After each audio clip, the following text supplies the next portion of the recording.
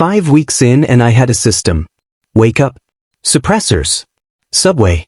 Desk by 6:58 a.m. His first, always, then mine. Emails sorted by priority before he arrived. Schedule reviewed, conflicts flagged, everything running before he walked through that door, and the air in the room changed the way air always changed around him. The system worked because it left no room for anything else. No room to think about the 35th floor. No room to count the days between notices. No room to examine the strange, specific exhaustion that came from spending 8 hours being invisible to someone who touched you like he knew exactly where you were most afraid of being known. I was good at the system. I had built it carefully and I maintained it like infrastructure. What I could not systemize was him. The fourth encounter had happened 6 days ago. I wasn't going to think about it. I had decided that on the walk home after, hands in my pockets, cold air doing the useful work of making me feel something straightforward for once. I had decided, file it, close it, don't look at it directly the way you don't look directly at something that's too bright. The problem was something had been different and I couldn't unknow that. He had lost the thread of his own detachment somewhere in the middle of it, just briefly, just once, a slip in the control he maintained like a second skin. His breathing changed. His hands, usually so deliberate, had moved differently. And he had said my name. Not as instruction. Not to redirect me. Just said it. Quietly, almost to himself, like it had come out without permission. Harain. One word. For seconds of him being completely unguarded. And then the armor came back harder than ever, and the afterword was the coldest it had ever been, and he was at the window before I'd even sat up, and the dismissal came faster than usual like he was punishing both of us for what had almost happened. I had walked home telling myself it meant nothing. I had believed myself for almost 2 days. The humiliation came on a Tuesday, which felt appropriate. Nothing good happened on Tuesdays. There was a quarterly review meeting, 12 people, the large conference room, everyone who mattered in the building arranged around a table that cost more than my apartment. I was there to manage the presentation materials and take minutes. Invisible work. I was good at invisible. 30 minutes in, the head of acquisitions, a broad-shouldered alpha named Director Kwan who had looked through me like glass since my first day, made a comment about the Henderson merger report. Said the data formatting was inconsistent. Said it created confusion in the projections. I had formatted that report. I had also caught 3 errors in the original data set that would have skewed the projections by 11%, fixed them, and formatted everything to the updated company standard that Director Kwan's own team had apparently not read.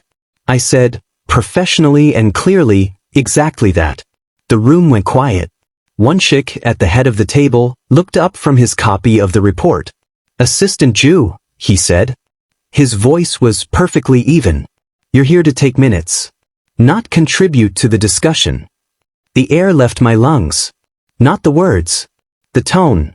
The particular flatness of it, the way he said assistant Jew like a category rather than a name, the complete absence of anything that acknowledged I had just been publicly correct about something that mattered. Director Kwan smiled. Small and satisfied and just for me. I looked down at my notepad. Wrote something meaningless. Kept my face completely still for the remaining 40 minutes of that meeting through what I can only describe as the most concentrated act of will I have ever performed. The bathroom on the 32nd floor was empty. I ran cold water over my wrists and looked at myself in the mirror and had a very quiet, very controlled internal experience that I will not dignify with the word breakdown. It lasted approximately 4 minutes. Then I dried my hands, straightened my collar, and went back to my desk. I did not cry. I want that on record.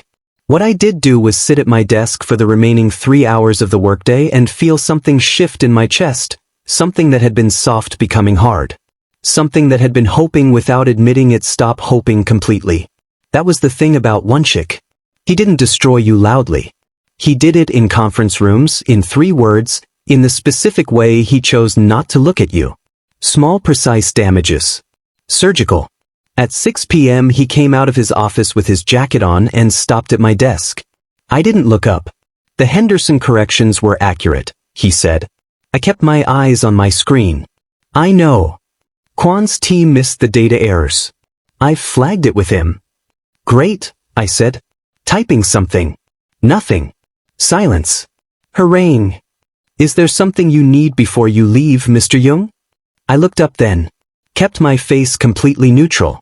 Professional. So, I have 20 minutes of filing left. He looked at me for a long moment. Something moved through his expression, not guilt exactly, not apology. Something more complicated and less useful. No, he said. That's all. He left. I watched him go and felt the hard thing in my chest settle into place like a bone resetting. I knew what this was. I had always known what this was. For approximately 4 seconds on a Saturday night I had forgotten, and the universe had wasted no time reminding me. I finished my filing. Shut down my computer. Put on my coat. My phone buzzed on the desk. A notice. The 35th floor. This Saturday. I stared at it. Then I picked up my bag, turned off my desk lamp, and walked to the elevator. I thought, I could do this. I had a system. The system worked. I just had to stop feeling things that weren't in the contract. The fifth encounter happened on a Saturday, and by Sunday morning I had filed it so deep I could almost pretend it hadn't. Almost. The problem, the specific, humiliating, infuriating problem, was that it kept getting harder to file. Every time I built the wall back up it came back slightly thinner. Slightly less convincing. Like a bone that keeps fracturing in the same place until the structure of it changes permanently. I didn't examine that too closely. I had learned that examining things too closely in this situation was how you ended up sitting on your bathroom floor at 2 a.m. having feelings you had absolutely no contractual framework for. Instead I went to work on Monday and was excellent at my job and did not think about Saturday at all. It was Bora who warned me first, in her way. She appeared at my desk on Wednesday morning with 2 coffees, one for me, which she had never done before, and sat in the visitor chair with the energy of someone who had been rehearsing something. People talk, she said without preamble. I looked up. People always talk. About you specifically. She wrapped both hands around her cup. About why you're here. What the arrangement is. My stomach tightened. No one knows the arrangement. No one knows the details, she corrected carefully. But you're an Omega sitting outside the CEO's private office and you've been here 6 weeks and he hasn't fired you, which is, she paused. Historically unusual. I looked at her for a moment. How many assistants before me? She looked at her coffee. 3 in 2 years. I nodded slowly. Filed it. Thank you for the coffee, Bora. She left looking like she'd wanted to say more. I let her go because I already knew what she'd wanted to say and I didn't need to hear it out loud to have it land. Director Kwan found me in the file room at 4 p.m. I knew it was him before I turned around. His alpha scent was aggressive in the particular way that men like him weaponized it, that sharp territorial edge that said I was here first and don't you forget it. I had met 100 versions of him. I had reported 2 of them to HR at previous companies. I knew exactly what he was going to say before he opened his mouth. He leaned against the doorframe with his arms crossed and looked at me like I was an interesting problem. 6 weeks, he said. Must be a record. I continued filing. Director Kwan. Did you need something from this room? Just curious. He tilted his head.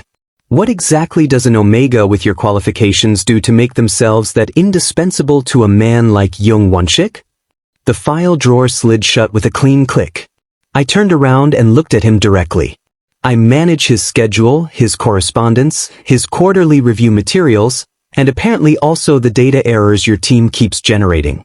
It's a full workload. His expression didn't change. You know what they're saying about you. I know what you're saying about me, I said. I assume the rest of the building follows your lead. Something flashed in his eyes. Not anger. Something colder. Smart mouth for someone in your position. What position is that? He smiled. It didn't reach anything. The kind that doesn't last. He left. I stood in the file room for 60 seconds and breathed and did not let my hands shake until I was sure he was gone. I went to Wonshik's office at 5:30. Knocked once. Entered. He was on a call. He held up one finger without looking at me. Wait. I waited by the door, hands loose at my sides, and used the time to construct exactly what I was going to say and how I was going to say it. Professional. Informational. Not angry. I was very angry. The call ended. He set his phone down and looked at me with that flat assessment. There are rumors, I said, about the nature of my position here. They're being actively circulated by at least one senior executive. The pause. Rumors are unavoidable in corporate environments. These specific rumors affect my ability to work with other departments. Director Kwan. Kwan says what Kwan says, Wonshik said. Back to his screen. Conversation apparently concluded. It's not something I can control. I stared at him. You could address it, I said carefully. A statement from your office about the professional nature of. And say what exactly? He looked up then. Something in his eyes that wasn't quite cold, more like deliberate. Chosen. What would you like me to tell them, Harain? The use of my name hit differently when his voice had that edge. That I'm here because I'm qualified, I said. That the rumors are. You signed a contract, he said quietly. That contract exists. I'm not going to release a statement calling it something it isn't. The air went out of the room. So you're just going to let them? What did you expect them to think? 5 words. Delivered without heat, without cruelty even. Just flat and factual and somehow so much worse for it. I heard myself stop breathing. He looked back at his screen. You can go. I went. I made it to the elevator. Made it to the lobby. Made it through the revolving door and out into the cold evening air before I stopped walking and just stood on the pavement while Soul moved around me like I wasn't there. What did you expect them to think? Like I had done this to myself. Like I had constructed my own humiliation and he was simply observing it. I stood there for a long time. Then my phone buzzed. Sunwoo, sending a video of himself taking 3 unassisted steps in physical therapy. Grinning at the camera with both thumbs up. I watched it 4 times. Then I put my phone in my pocket and walked to the subway and told myself that was enough. That had to be enough. It was getting harder to believe it. I knew it was coming 3 days before it arrived. That low persistent warmth at the base of my spine. The way sounds felt slightly too loud. The way Wonshik's scent in the office hit differently, not stronger, just closer somehow, like the distance between us had new dimensions I couldn't account for. I increased my suppressors. Drank water. Went to bed early and woke up at 3 a.m. with my skin feeling 2 sizes too small. Stress-triggered heats were different from natural cycles. They didn't build gradually with any kind of manageable warning system. They accelerated 0 to unbearable in about 12 hours once they properly started, and they were meaner about it. More disorienting. Less predictable. I had been suppressing since 19. My body had been running on pharmaceutical management for 7 years. When it finally broke through the suppressors, it was never polite about it. By Thursday evening, I knew I wasn't making it to work on Friday. I emailed Wonshik at 10 p.m. Professional. Personal medical leave, 1 day, all urgent tasks completed in advance. I had already done the work, rescheduled his morning calls, briefed Bora on the afternoon meeting, left everything running so cleanly that my absence would barely register as a disruption. I did not explain why. I didn't have to. Medical leave was medical leave. He read it. No response. Which was its own kind of answer from a man who responded to everything within the hour. I told myself it was fine. I had managed heats alone before. I had a system, blackout curtains, cold packs, the specific combination of suppressants and painkillers that took the worst edges off without knocking me fully unconscious. I had done this alone in smaller apartments than this one with worse resources. I was fine. By Friday afternoon, I was not fine. This one was bad. Worse than the last 2 years combined, which I attributed to stress and the particular cruelty of spending 2 months in close proximity to an unmated alpha's scent without suppressors every few weeks. My body had apparently been taking notes and had decided Friday was an excellent time to present its findings.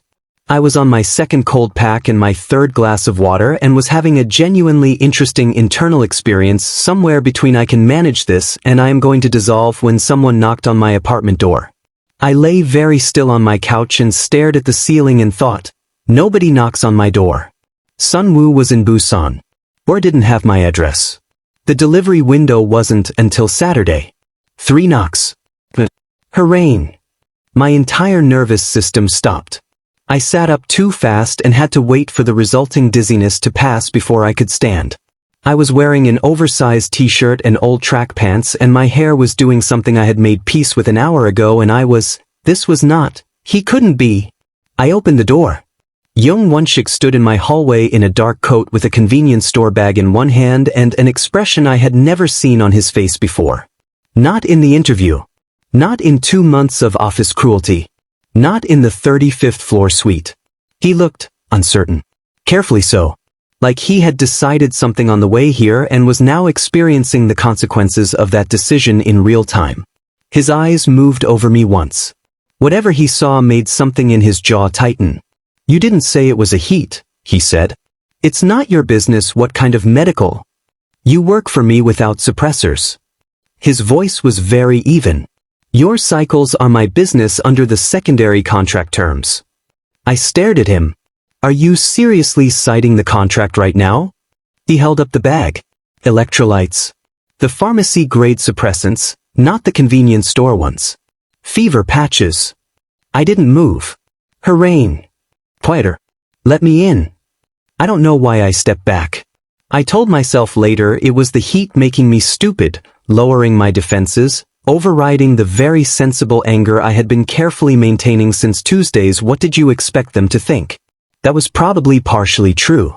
But he came in and set the bag on my kitchen counter and started reading the labels on what I'd already taken and the careful efficiency of it. No fanfare, no commentary, just this focused, quiet competence did something to the anger I wasn't prepared for. You're running a fever, he said. I'm aware. Did you eat today? I stopped. Thought about it. This morning. He looked at me briefly. Said nothing. Went to my kitchen and opened my refrigerator with the complete unself-consciousness of a man who had apparently decided he was allowed to do that and started assembling something simple with what little was in there. I sat on the couch because standing was becoming a project. You don't have to do this, I said. I know. Then why? Eat first, he said. Talk after. He stayed. That was the part one kept returning to later, when I had the clarity to return to anything. He stayed the entire night. Not in the way the contract might have implied, not with any agenda I could identify. He sat on the other end of my couch while the heat worked through its worst hours and replaced my cold packs when they went warm and didn't talk unless I did. At some point past midnight I stopped fighting the exhaustion and fell asleep. When I woke up at 6 a.m. he was gone. No note. No message. Just the empty couch and the neatly arranged medication on my counter and one unwashed glass in my dish rack that hadn't been mine. I sat with that for a long time. Then I picked up my phone and went to work. He was already at his desk when I arrived. He looked up. Looked back down at his screen. The latte file needs review by noon, he said. Like nothing. Like last night was a thing that hadn't happened. I set down my bag. Took off my coat. Sat at my desk. It meant nothing, I said quietly to my screen. Right? That's what you're going to tell me. A long silence. Don't, he said. But almost a warning. Don't what? I turned to look at him directly. Don't ask what it meant? Don't notice that you were in my apartment all night? Don't make it something it wasn't. He met my eyes. His were flat and final and doing that sealed shut thing. It was a contractual welfare consideration. That's all. The words landed like something thrown. A contractual welfare consideration, I repeated. He looked back at his screen. I turned back to mine. My hands were very still on the keyboard. Very deliberate.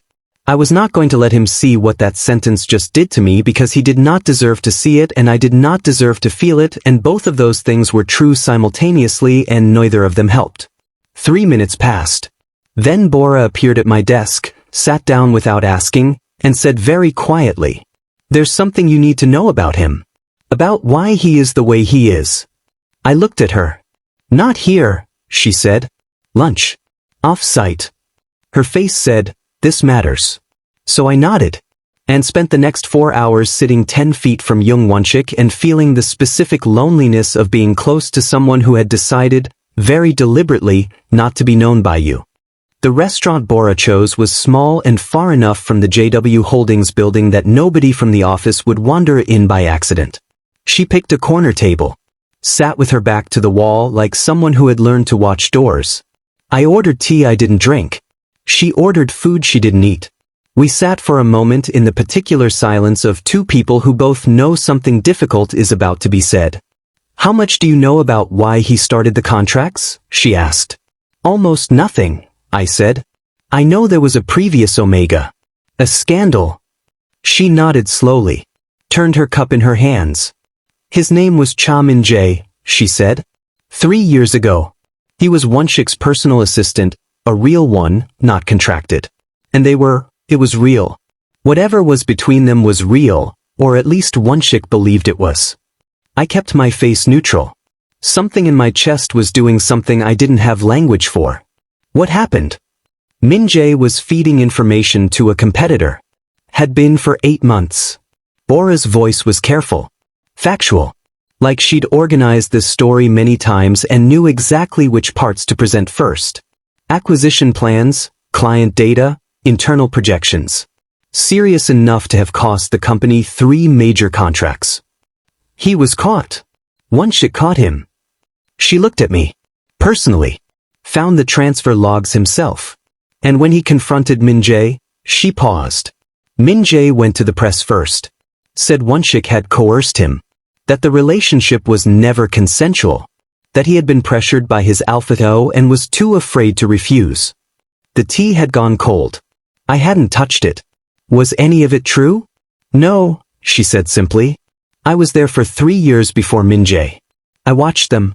It was real and it was mutual, and Min-jae used every bit of it strategically. Her jaw tightened slightly. The press didn't care about the nuance. Omega accuses powerful alpha CEO of coercion. That's a headline that runs itself. I sat with that for a moment. The company survived, I said. Barely. And Wonshik survived it, but she chose her next words carefully. He didn't come out the same. The contracts started 6 months later. The emotional detachment policy. The NDAs. She looked at me directly. You understand what I'm telling you? He didn't build that system because he's cruel. He built it because the last time he let something be real, it was used to destroy him. I walked back to the office alone. Bora had offered to walk with me. I told her I needed a few minutes. She understood in the way that she understood most things. Quietly and without pushing. The cold air helped. I needed something concrete and physical to anchor me because my head was doing things I needed to stop. I understood him now. That was the problem. Understanding someone is a dangerous thing when you're already in trouble with them. It fills in the outline of them, rounds out the sharp edges, makes them 3-dimensional in ways that are very difficult to unfeel. I thought about the contracts. The NDAs. The emotional non-attachment clause written into legal language by a man who had been publicly accused of coercion by someone he trusted completely. I thought about the 35th floor suite and the way he maintained control like it was the only thing standing between him and something he couldn't afford to survive again.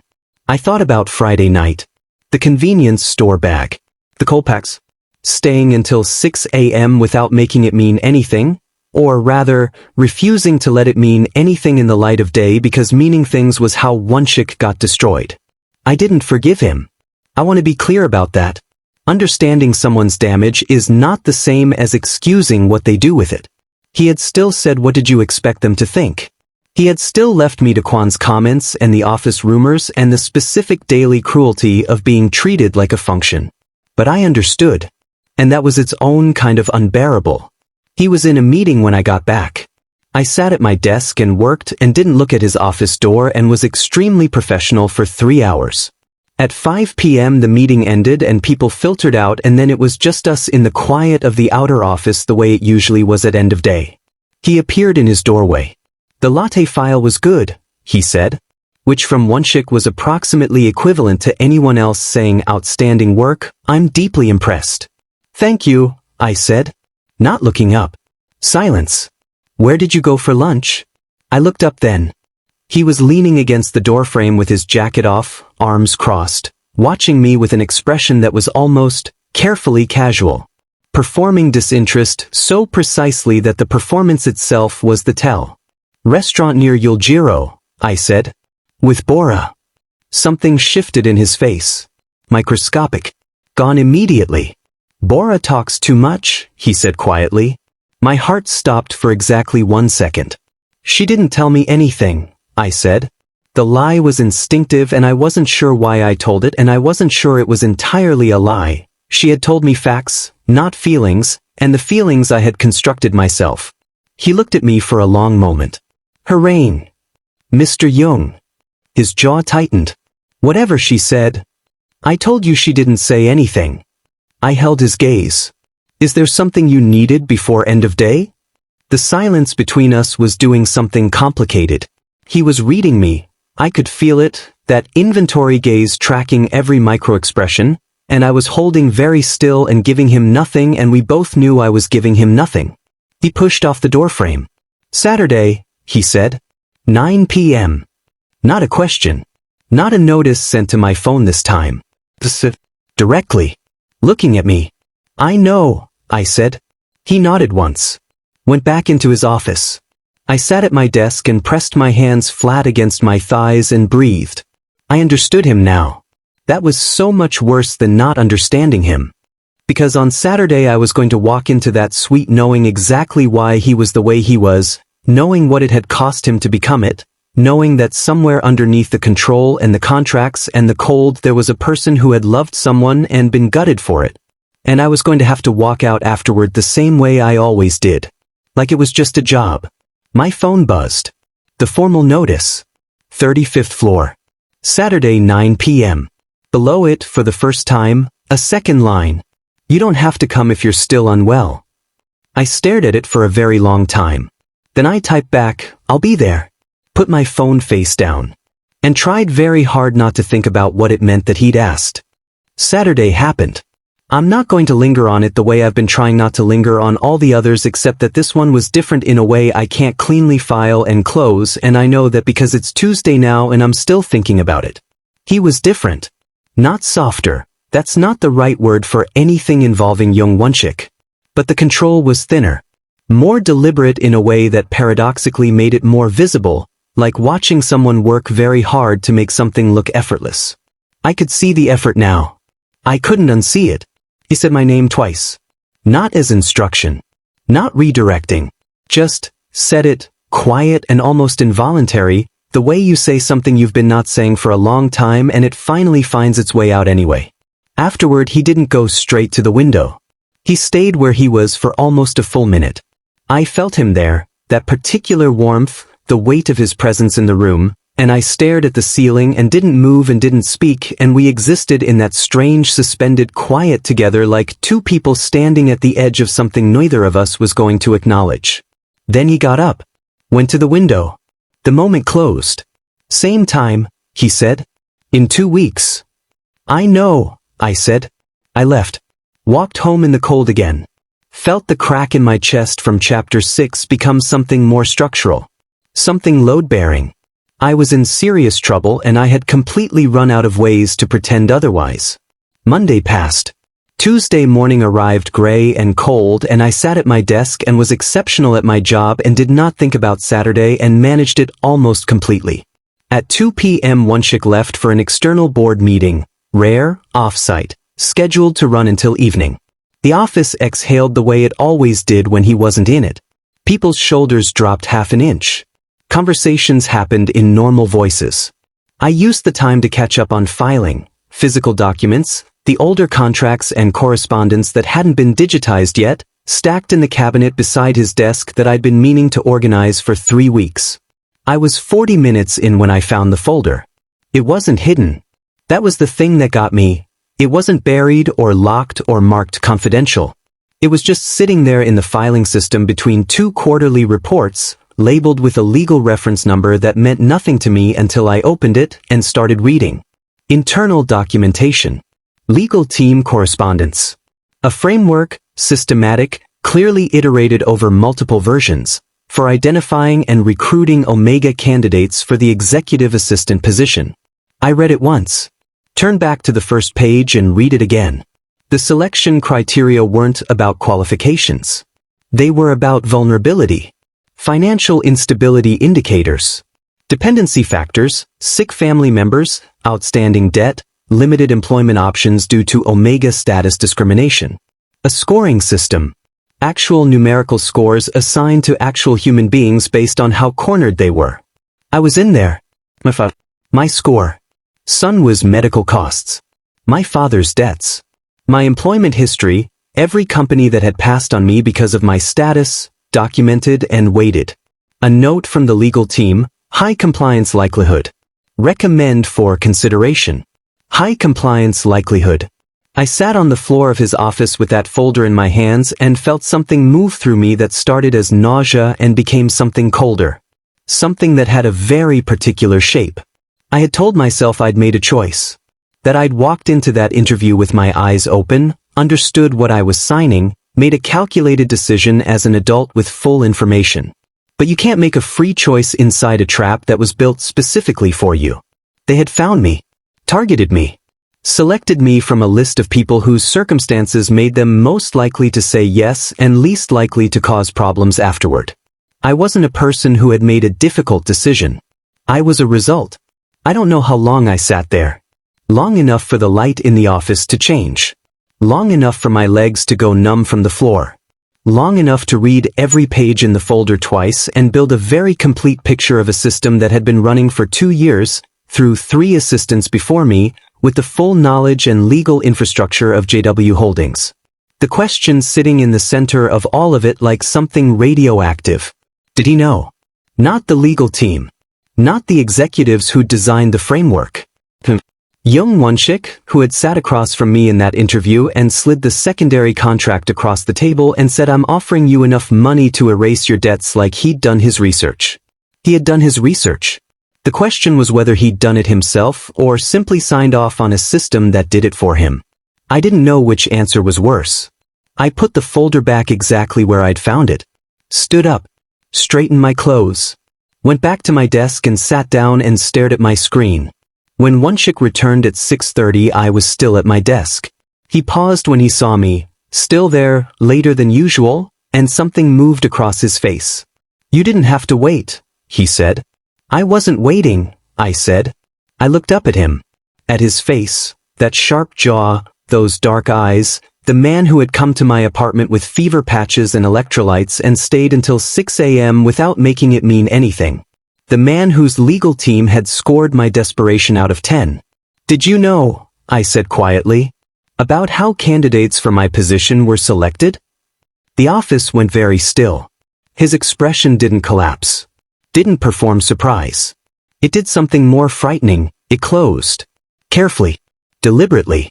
Like a man who had just realized exactly which door had been opened. "Harangue." "Yes or no," I said. "Did you know?" The silence lasted 4 seconds. 4 seconds was its own answer. And I felt something in my chest that had been cracking since forever finally, quietly, completely, break.